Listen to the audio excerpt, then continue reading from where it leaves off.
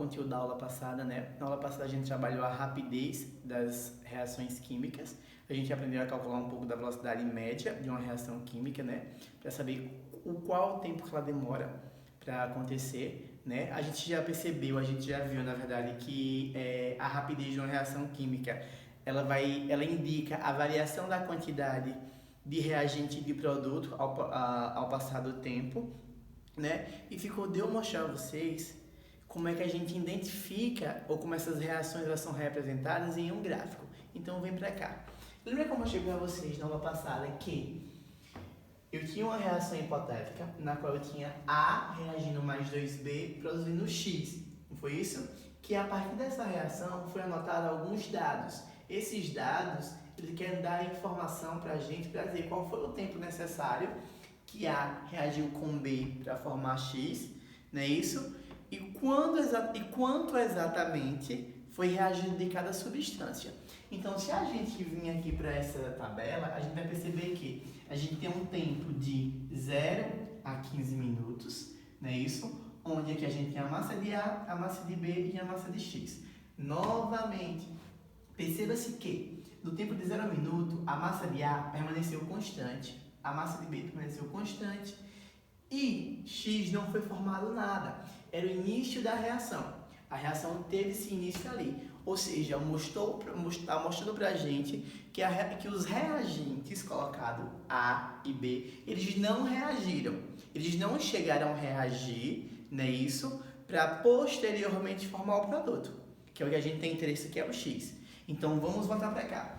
Percebeu-se que depois de 5 minutos, a gente teve só 0,6 de A e a gente tem 1,2 mol por litro de B e formou 0,4 mol por litro de X. Perceba-se que em 5 minutos formou-se 0,4 mol de X. Então a gente já teve uma reação, na qual essa reação formou-se um produto. É importante a gente lembrar que essa taxa de transformação de reagente para produto ela não é constante, a não ser a partir do momento que chega no equilíbrio químico-dinâmico, né? Que é aquele equilíbrio na qual a velocidade da reação direta é igual à velocidade da reação inversa. É importante a gente lembrar que essas reações, que as reações que têm equilíbrio químico-dinâmico são aquelas reações que são reversíveis. Reações que não são reversíveis, como por exemplo reações de combustão, elas não têm a reação inversa, ok? Então não tem equilíbrio dinâmico de forma alguma, ela só acontece e pronto, a gente tem um produto aí da reação que esse produto não pode voltar a ser reagente. Então vamos aqui analisar novamente. Eu tenho meu tempo, tenho minha massa, não é isso? De A, de B e de X. Perceba-se que em 10 minutos e em 15 minutos não houve mais variação. Foi aquele momento na qual a gente chegou o quê? Em um equilíbrio químico dinâmico, onde o que estava saindo dos reagentes para formar produto, estava saindo do produto, voltando a virar reagente, é indo e volta, é como se fosse um jogo de ping-pong, vai e volta, essa quantidade exata de matéria, lembrando-se que na mesma velocidade, porque o que caracteriza um equilíbrio químico dinâmico é a velocidade das reações.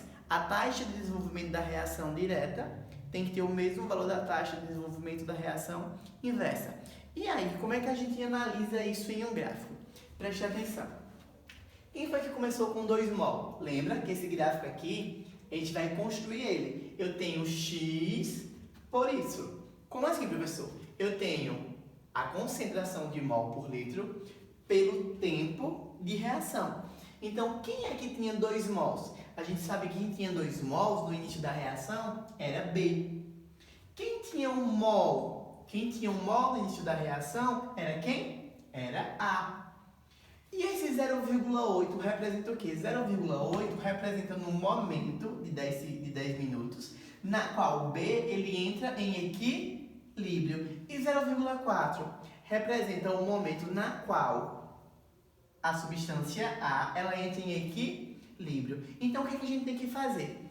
Perceba-se que aqui eu tenho a substância B, não é isso? A massa de B. Chegar até em 8, ela vai ser consumida. Até basicamente em 0,8 mol, por litro ela é consumida. Então, o que acontece? essa substância ela vai ter decaimento. Quando chega em 0,8, ela fica o quê? Constante. Então, ela não pode mais cair, ela tem que seguir reto. Ó, então a gente vai ter o quê? Uma sequência reta. E a gente tem que lembrar que essa substância nada mais é do que a substância B, a massa de B. Deixa eu pegar aqui um pincel vermelhozinho. E A sai da onde? De 1. Porque A inicialmente, no tempo de 0 minuto, ele tinha 1 mol por litro. Então, automaticamente, ó, A sai de 1 e quando chega em 4, não é isso? Quando chega em 4 é quando existe o equilíbrio químico dinâmico. Quando chega em 4 é que existe o equilíbrio. Então, a gente vai tirar A de 1, vai partir de 1. Chegou aqui, ó. A gente tem quem? A substância A. Perceba-se que a substância X, ela entra em equilíbrio em 0,6. Onde é que a gente vai encontrar 0,6? 0,6 vai estar mais ou menos bem aqui. Então, ela vai entrar em equilíbrio bem aqui. Aí, a gente tem que lembrar que a substância B, no início, tem alguma coisa? Ou, desculpa, a substância X, que é o produto da reação, tinha alguma coisa no início? Não tinha. Então, ela vai sair de onde? De 0. Ela vai sair de 0 até o ponto aqui. E, posteriormente, ela fica o quê? Constante. Então, aqui a gente tem quem? X. Automaticamente, a gente tem o nosso gráfico na qual eu tenho a linha do reagente B, a linha do reagente A e a linha do reagente X. É importante a gente perceber que, basicamente, aqui existe um tempo T, que esse tempo T me representa o quê? Equilíbrio.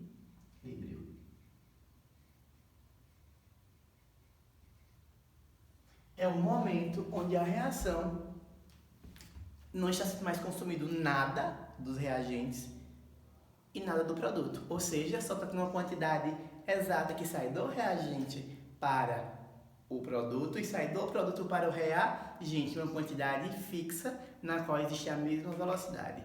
Professor, como é que esse gráfico também pode ser representado? Muito simples. Esse gráfico pode ser representado dessa seguinte forma.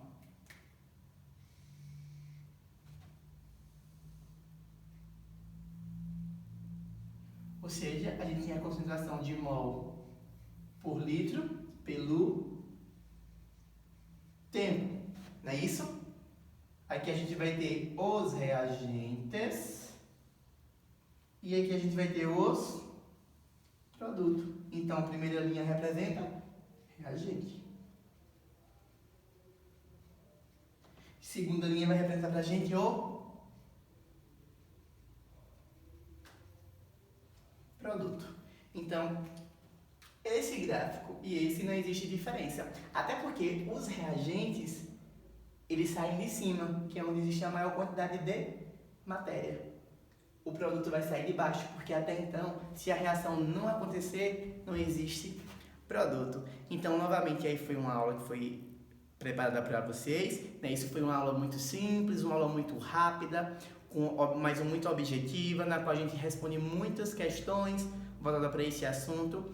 Eu espero que vocês não tenham ficado nenhum tipo de dúvida. Se tiver dúvida, pode estar me perguntando, ok? Então, vamos nos proteger, vamos nos manter aí em casa, né? Para que tudo isso acabe logo e que a gente para que nós nos mantenhamos seguros e também manter a nossa família, né? Porque quando a gente consegue manter a quarentena, a gente também faz com que nossos familiares fiquem bem, essas pessoas que convivem com a gente. Então, um beijo, foi um prazer estar com vocês e bons estudos.